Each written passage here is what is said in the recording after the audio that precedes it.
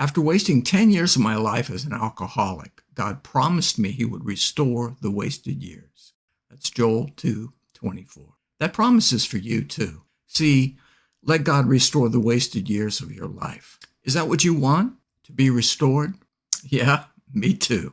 So now what do you do? That decision was a new beginning for you, but restoration is a process. The decision launches the process, but it's our daily desire and pursuit of God that empowers our restoration. Let me say that again. It is our daily desire and pursuit of God that empowers our restoration. God restores us. He transforms us, but it is in response to our daily desire and our daily pursuit of Him. There are three basic steps, I believe, to God's process to restore the years of our life we have wasted. Today, we're going to talk about the first step. The first step is to know love. God's greatest priority for your life is intimacy with Him. Now, this is eternal life, that they may know you, the only true God, and Jesus Christ whom you have sent. That's John 17:3. God is love. 1 John 4:8. Relationship with God begins when we experience Him as love. God draws us to Him. God created each of us with a need for Him. God wants us to seek Him. Ecclesiastes 3:11 in the Amplified Bible says this: He has made everything beautiful and appropriate in its time. He has also planted eternity, a sense of divine purpose in the human heart, a mysterious longing which nothing under the sun can satisfy except God. Yet man cannot find out or comprehend or grasp what God has done, His overall plan from the beginning to the end. Every person in the world has an inner sense that there's more to life than our physical time here on earth, and we can't figure it out with our minds.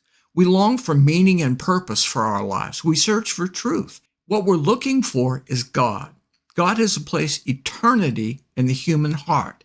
We sense it. We know it. It's real.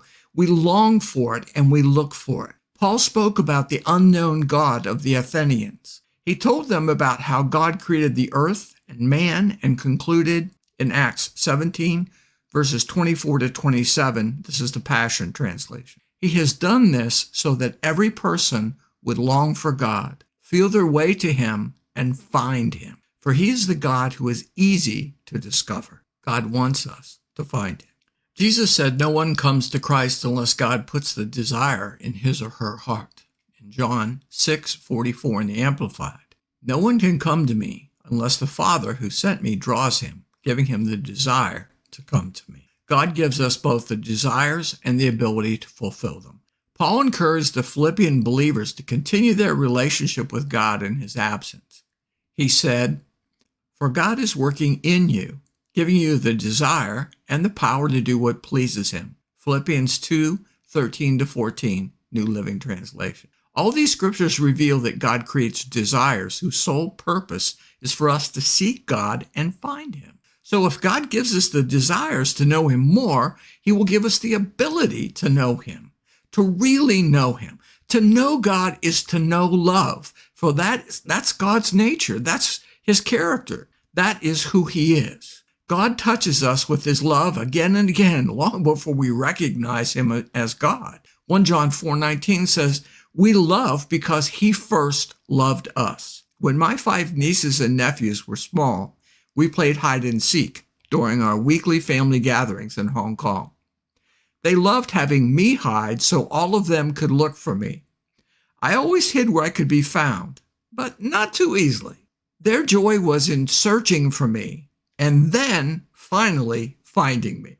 I can still hear their exclamations of joy when they discovered where I was. God wants us to know Him, but He doesn't crash into our lives with bright lights or loud thunder. He could, you know. We would be terrified and would tremble in fear. That's not the response God wants. No, He wants us to feel loved and to respond. He wants us to come to Him because we desire Him. God touches our lives with His love and waits for our response. For a love relationship to be real, it has to be mutual. God reveals enough for us to know He loves us and then waits for us to seek Him with all our hearts. And what joy when we seek Him and find Him. Jeremiah 29:13 to 14, in the New King James Version. And you will seek me and find me when you search for me with all your heart. I will be found by you, says the Lord. This is the daily process God desires. Morning after morning of seeking and finding God. God wants you to know love, real, unconditional, never fading, never failing love.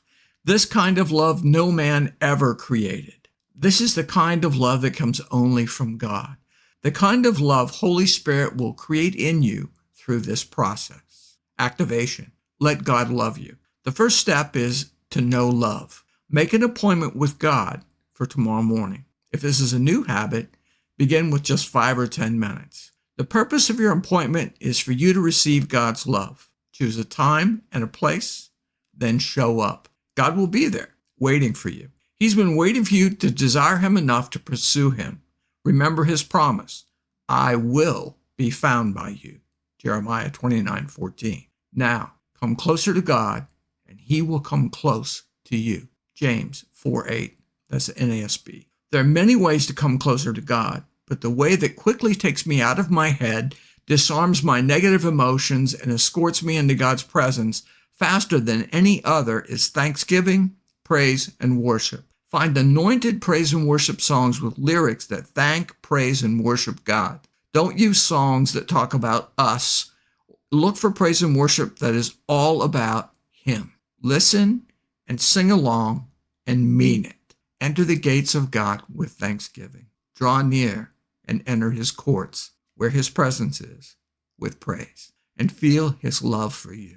I don't think it's possible to be in God's presence and not feel loved. Love radiates from every fiber of his being. Psalm 104, enter his gates with thanksgiving and his courts with praise. Give thanks to him and praise his name. Later, we'll add the other 2 steps in this process of restoration. But for today, enjoy being loved by God. It's in his love we are restored and made whole. If you enjoyed this video, please like, comment, and subscribe. Thank you for listening. And thank you for doing the activation to let God transform you into a new person by changing the way you think. Romans 12:1, New Living Testament. Until next time, may God richly bless every part of your life.